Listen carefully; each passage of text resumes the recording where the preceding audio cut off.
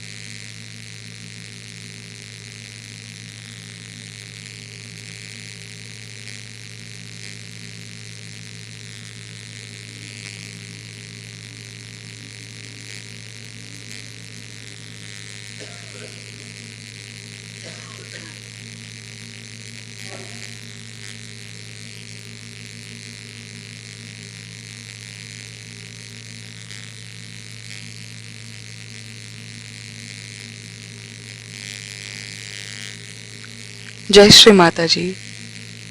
हम सभी श्री माता जी के श्री चरणों में प्रणाम करके अपनी कुंडलिनी उठाकर बंधन लेंगे। We will all bow down at the lotus feet of Shri Mata Ji, raise our kundalini and put ourselves in bandhan.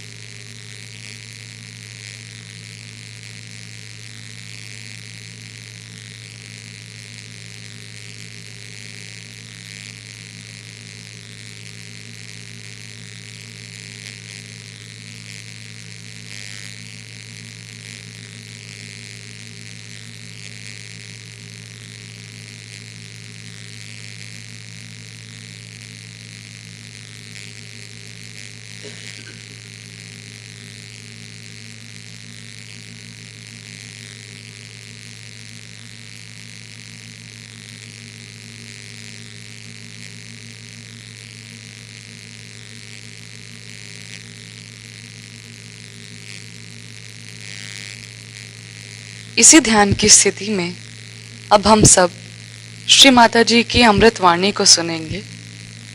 In this meditative state, let us now listen to Shri Mataji's Amrit Vani.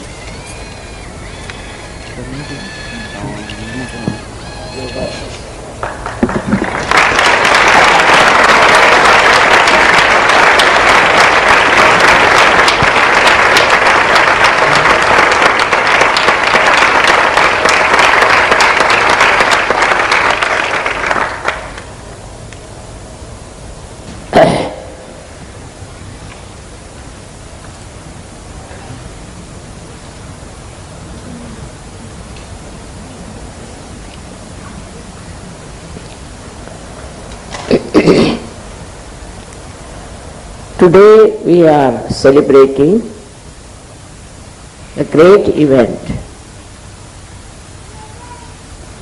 of the resurrection of Christ. On the same pattern is your resurrection,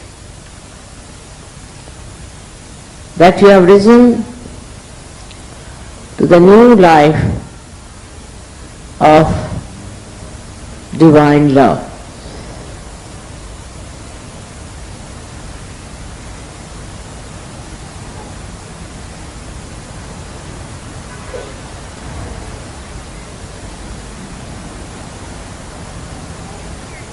We were all in the knowledge that there's something higher has to happen. That you have to be born again. But nobody knew how it works. The subtle side of your being was never told to you. The saints only talked as to how you should behave. They only said how you should try to keep a very pure life, sincere life. But they didn't tell you how it will work out. Of course, people knew in India about it. Very few of them, very few of them. But now it's a worldwide knowledge through you people.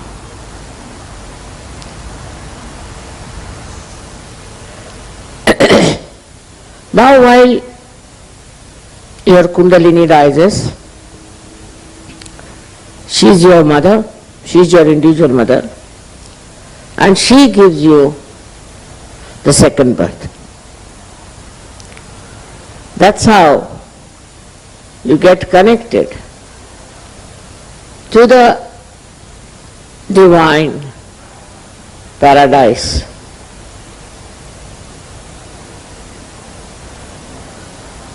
All this, if it is told without realization, has no meaning. But people are given great ideas about it, and also were promised that one day your resurrection will come. It is the greatest happening for you. It is the greatest event of your life. And one must consider it's very fortunate that you have been able to achieve it. All this because you desired for it. In many of your lives, you have been desiring for the heavenly paradise. People have been going down in the hills and dales, seeking, doing all kinds of things. That's already done by you. You don't have to give up anything. No need to give up anything. This wrong idea, I should say it untimely idea. This is the time when you have to get your sahaja resurrection, spontaneous resurrection. You don't have to do anything about it. It's just so simple as that. Has worked out so well. I was really very much overjoyed to see that so many people, especially Muslims, about whom I have been so much worried, that how can you save these people? They are so much lost in the mess of wrong thinking. One has to understand that this Quran was written 40 years after the death of Muhammad. So maybe that there might be some words which are being shifted, maybe, and the meaning might be little bit ambiguous. Also, there was another book called Sunnah came out about the same time and was managed by a person who was not such a great soul, I should say, because he was not a realized soul. I can't understand. How can you religiously understand a poetry, and in the poetry whatever is written, how can you interpret it correctly? This is the reason why I am a poet also. I could have written a poetry about it, but I said no. Poetry can be twisted, and also people can misuse it. That's the problem with the poetry is. In India we had the same problem. For example, Kabira wrote such beautiful poetry, and the way they interpreted was so nonsensical and so much different from the spirit of Kabira's songs. About everything, they can twist the words according to their own need. I found out if I wrote poetry about divinity. This is exactly what has happened. In all the religions I've seen, when it comes to poetry, people can twist it. Also, like in Bible, it was so much accepted that Paul is the one who is going to organize the publication about Christ. And he didn't want to write also about resurrection. He didn't want to write about the Immaculate Conception. All these things were in his mind, and so Thomas had to run away to India, and John refused to write anything. Because all such people take charge. They become in charge. They think they are responsible for it, while they are not at all capable. They don't have the right to do it. As a result of that, Christianity took a very wrong attitude towards the inner growth of human being. And so you see the result of that. Today, when you see what's happening with the Catholic Church, you are amazed. How can such an organization be a religious organization where all kinds of nonsensical things are going on? I was also born in a Christian family, and I was shocked the way they interpreted Christ's life and the way he talked about it with great authority. Books and books were written. They gave big sermons. I thought there's no truth in it what they're talking. Even my father felt the same way. Because all these books came much after the authors of these books. Secondly, those who tried to write it were not authorized to do that. They were not spiritual people. They all wanted to have power. They wanted to have power in religion. The power in religion is inside, and that should be awakened. I must say, thanks to the Sufis of this country and other countries, that people still think that there is something beyond all these words and talks and books. This is something, such a blessing that we have, that in every country we had someone who talked about reality, about the truth. Though they were condemned, they were tortured, and so many of them were killed. This is happening even today. I find that people don't want to listen to reality, to the truth. But I was so happy yesterday, really overjoyed, to see that even the people who were Muslims, who were Islamic, have now coming together, understanding that they have a higher life than these rituals of every day. All these ritualistic life that they have led, the way they have worked so hard.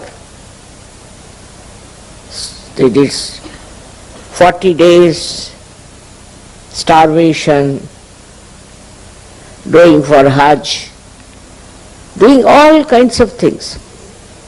But there was no unity among themselves. Even among themselves there was no unity. And some places I was surprised that they were killing each other. How can that be? Because these so-called practices did not make them collective. They were not collective. They were all separate identities, separate sects, guided by absolutely ignorant people.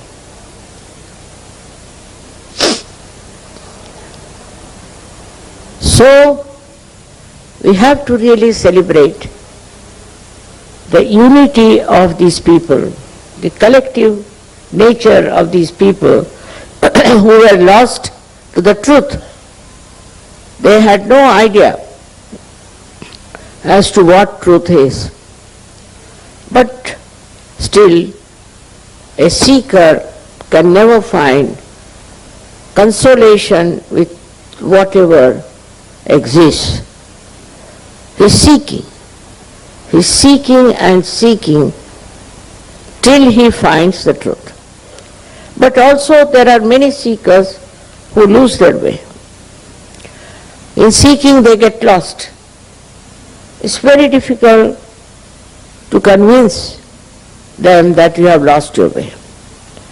But they should see from their own lives. They should see from their own attainment. What have they achieved? Have they got any experience? To be convinced of what you have got, you must try to verify it. You can verify on people. You can verify on yourself. Whatever you are, you know on your fingertips, as they say. Now, it's said in the Quran that at the time of your Qiyamah, means resurrection time, there are two things, Qayamat and Qiyamah, two things. Also many people don't understand the difference. One is when the resurrection time comes, and the another is when your destruction comes. For the resurrection of human being is the Qiyamah, in which is said that your hands should speak, that you should feel the vibrations on your fingertips. I would say those who are really Muslims, who are surrendered, and those who have been selected to be higher people belonging to the God's realm, must have hands that can speak. Otherwise, they are not Muslims. I would not call them Muslims. They may be human beings, but not Muslims. So it's compulsory that for every Muslim, he thinks he is a Muslim, he should have vibrations in his hand. He should feel the vibrations. His hands must speak at the time of resurrection, which is the Qiyamah. Qiyamah, not Qayamat. These two words are confused in the minds of the people. So those people who can verify about their achievements themselves through their vibrations on their hands, and also about others through their fingertips, are the Muslims, according to Quran. But nobody has told them this. They don't know. To them it's all right if you go to Mecca and come back from there, you become a Haji, finished. There's another question one should ask, which is very important, that why Muhammad Sahib was so much against stone worshipping. Clearly, why did he ask people to go around that black square stone? What was the purpose of that? Why was that stone so important? If you ask this question to any so-called Muslim, he will say that was the order. But you can ask the question, after all, why? That's also just a stone. So why did Muhammad Sahib ask that you should go around that stone? So many statues were there made of stone. And people started worshipping all kinds of statues, as they do in India also. But this stone was a Swambhu, and is mentioned in the Indian scriptures that there is Makkeshwar Shiva. We have Shivas everywhere in India. There are 12 Jyotirlingas. Now if I tell you, you need not believe me, but you can go and verify on your vibrations if it is a Shiva or not.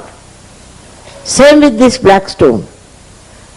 So Muhammad Sahib found out that this is a Makkeshwar Shiva, and so the people have to go round to achieve Shiva's blessings. But it became a ritual. The whole thing became like a ritual, and nobody could go further from that ritual. Same thing with the Christianity. When today is the day they are talking so big about repentance and about feeling guilty about what they have done. But why did they do it? They are supposed to be in charge of goodness, of virtues. So why did they do it? Why did they do wrong things? And now asking forgiveness from God. Because they were not realized souls. They were not Sajogis. If the Sajogis try to do something wrong, then they know that they are doing wrong on their fingertips, or we can ask them to get out of Sajog. But that seems to be the worst punishment for Sajogis. If I tell them to get out of Sajog, they don't like it. Why? Because they feel we are separated from reality. All the blessings of the reality are lost to them. They think that.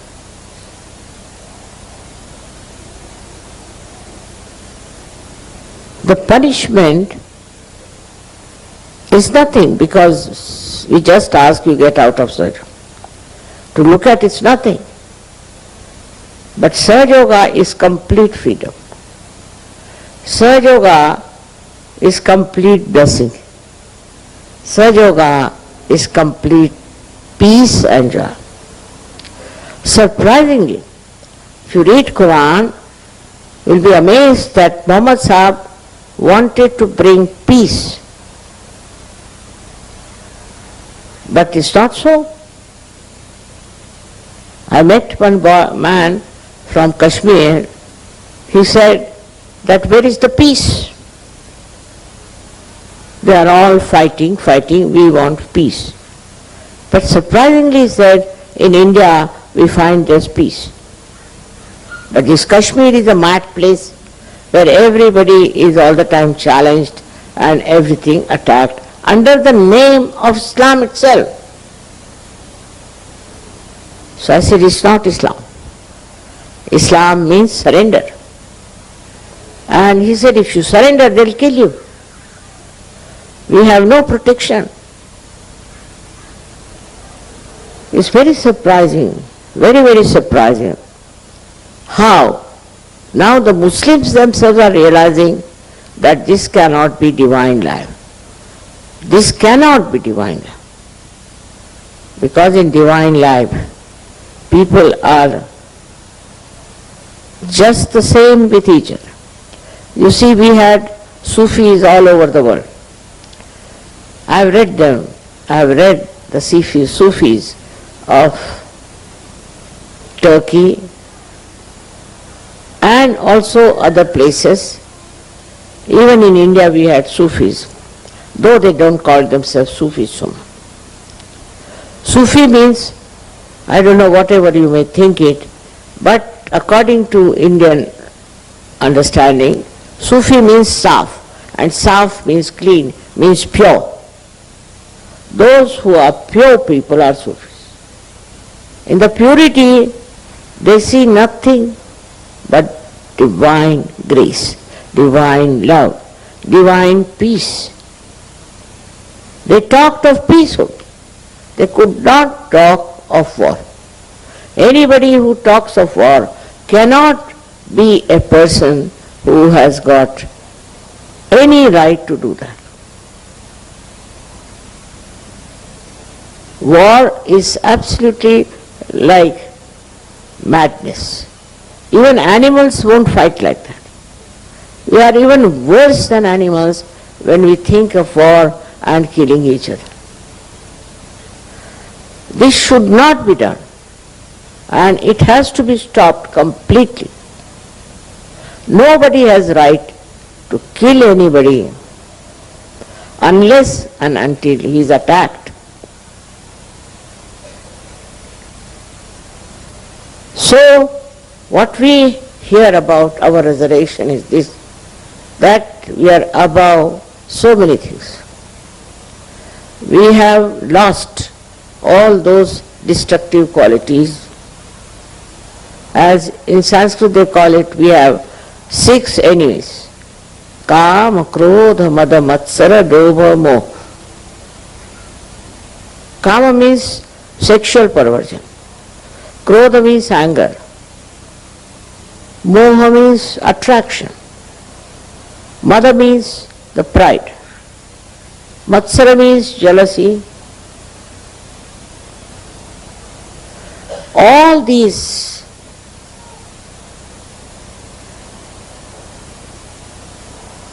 six things, sixth one is the greed. All these 6 things that we had in our mind, out of our ignorance, out of our upbringing, out of our reading, whatever it is, whatever we had developed, we were having, just drops out. When the Kundalini rises and you become one with the divine, then you are on sound grounds. You realize that you have found the truth, and you no more can enjoy all these destructive habits. They just drop out.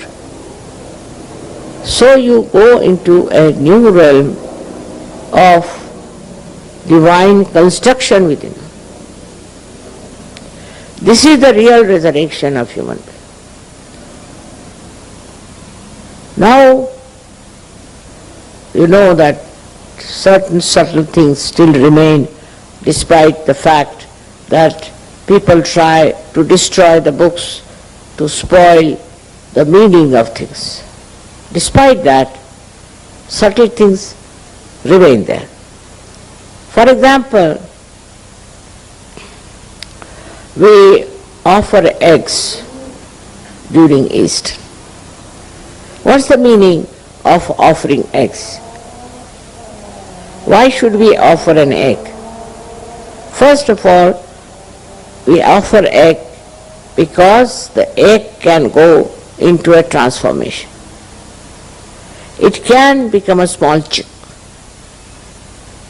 It can be born again. It's the egg has a capacity to be born again.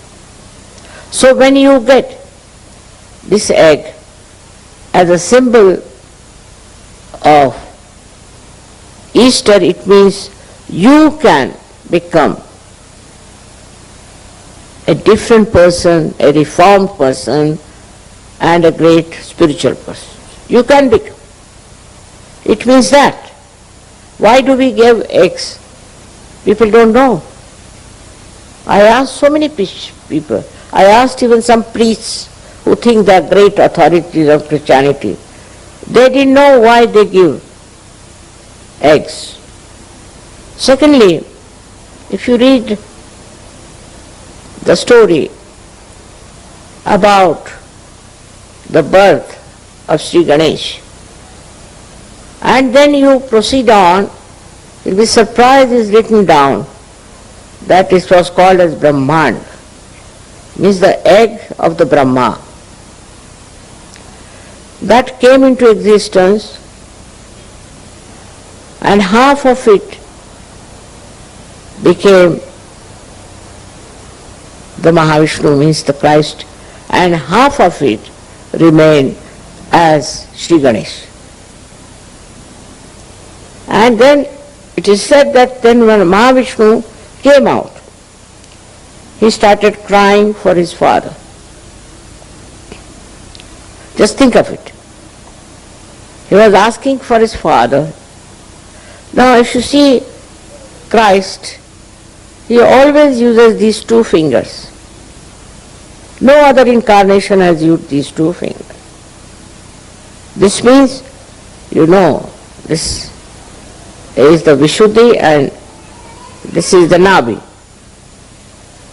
That means he's talking of his father who was Nabhi king. Who is that? You know that very well, it's the Vishnu.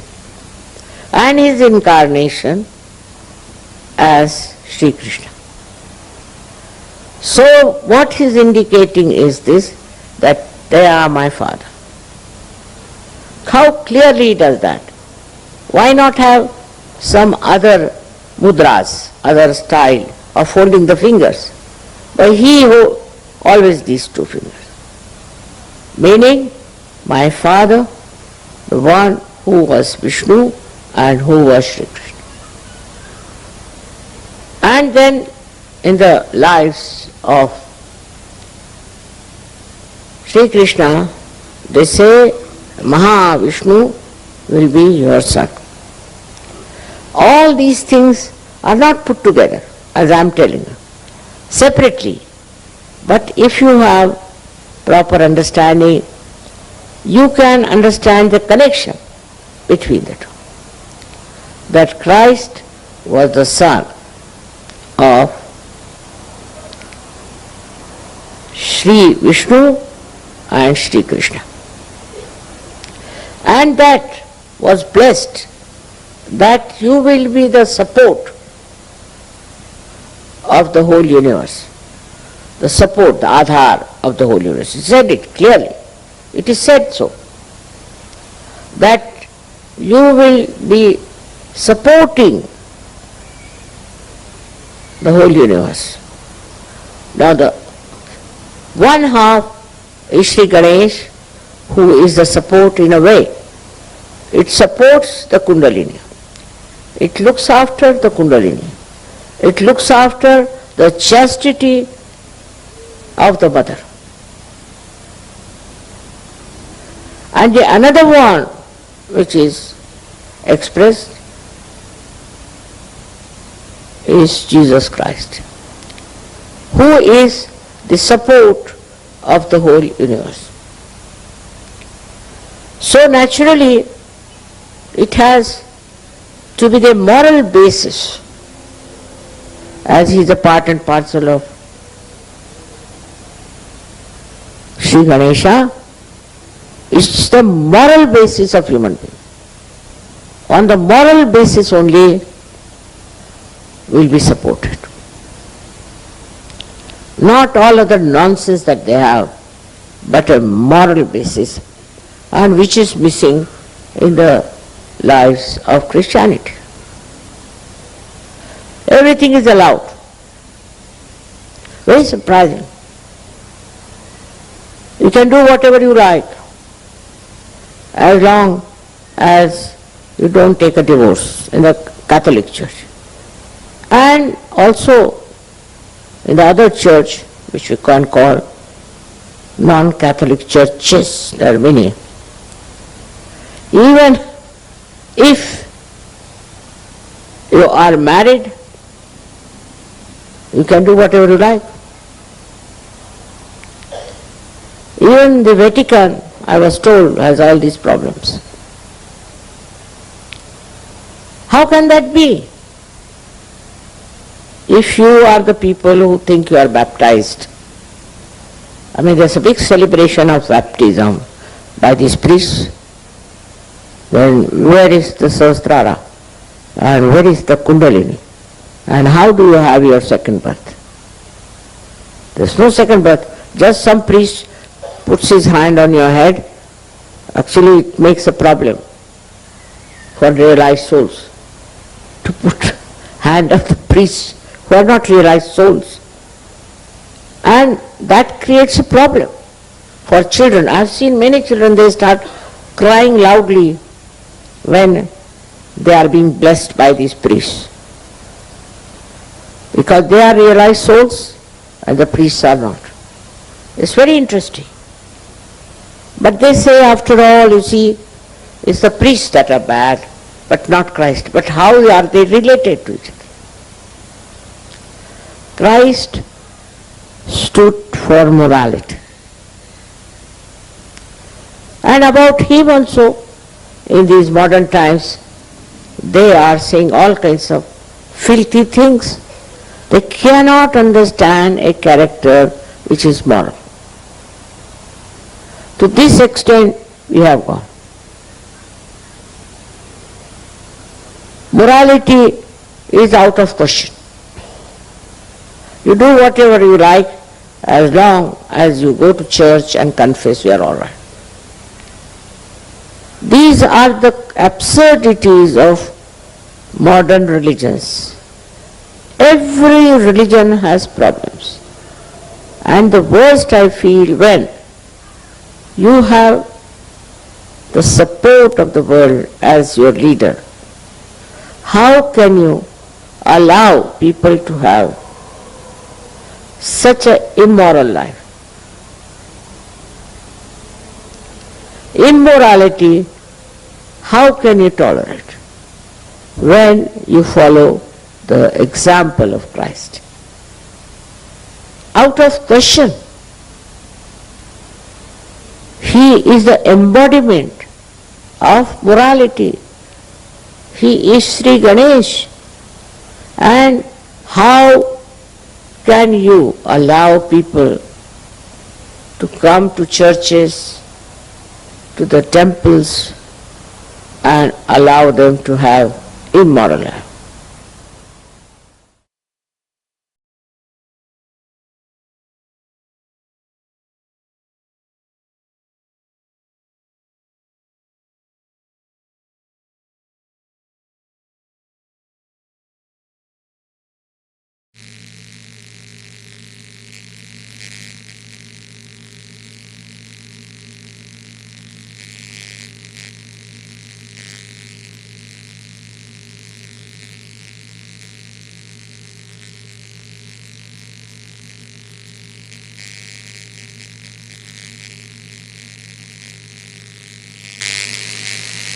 इसी ध्यान की स्थिति में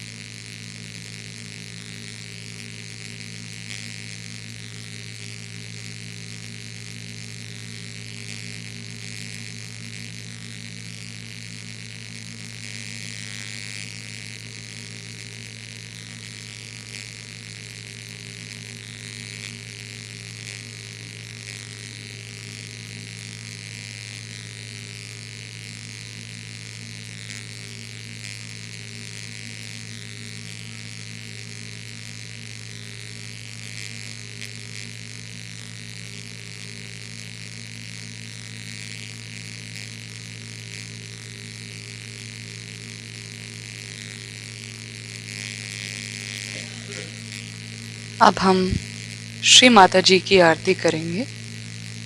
We will now offer Aarti to Shri Mata जी.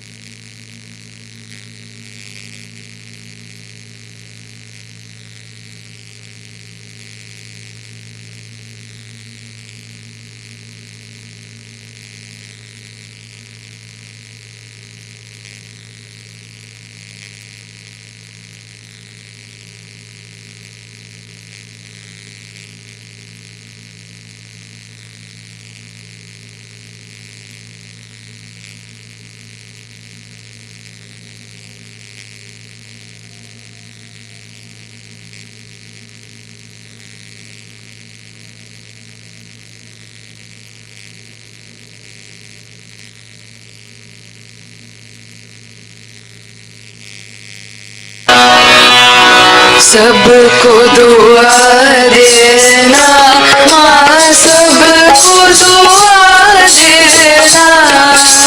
जय निर्मल माता जी, जय निर्मल माता जी, दिल में सदा रहना माँ, सबको दुआ देना, सबको दुआ देना माँ, सबको दुआ देना। जय निर्मल माता जी, जय निर्मल माता जी, दिल में सदा रहना माँ, सबको दुआ देना। जग में संकट कारण कितने लिए अवतार माँ, कितने लिए अवतार। विश्व में तेरी महिमा, विश्व में तेरी महिमा। तू गंगा यमुना माँ, सबको दुआ देना, सबको दुआ देना माँ, सबको दुआ देना। जय निर्मल माता जी, जय निर्मल माता जी, दिल में सदा रहना माँ, सबको दुआ देना। जो भी शरण में आया सुख ही मिला उसको माँ, सुख ही मिला उसको। बैठ के दिल में ओ माँ, बैठ के दिल में ओ माँ, लौट के ना जाना माँ, सबको दुआ देना, सबको दुआ देना माँ, सबको दुआ देना। जय निर्मल माता जी, जय निर्मल माता जी, दिल में सदा रहना माँ, सबको दुआ देना। मानव में अवतर के कर दिया उजियारा माँ, कर दिया उजियारा। कलियुग में माया है, कलियुग में माया है, फिर भी पहचाना माँ, सबको दुआ देना, सबको दुआ देना माँ, सबको दुआ देना। जय निर्मल माता जी, जय निर्मल माता जी, दिल में सदा रहना माँ, सबको दुआ देना। संत जनों की धरती है भारत माता, माँ है भारत माता। इस धरती पर आकर, इस धरती पर आकर दुख से दूर करना माँ, सबको दुआ देना, सबको दुआ देना माँ, सबको दुआ देना। जय निर्मल माता जी, जय निर्मल माता जी, दिल में सदा रहना माँ, सब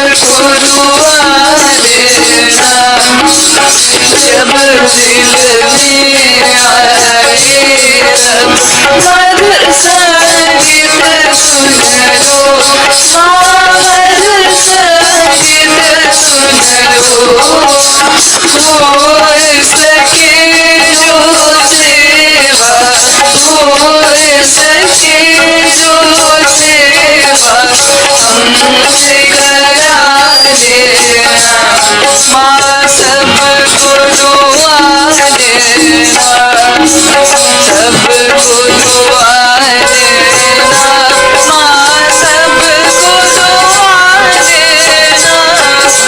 जय निर्मल माता जी, जय निर्मल माता जी, दिल में सदा रहना,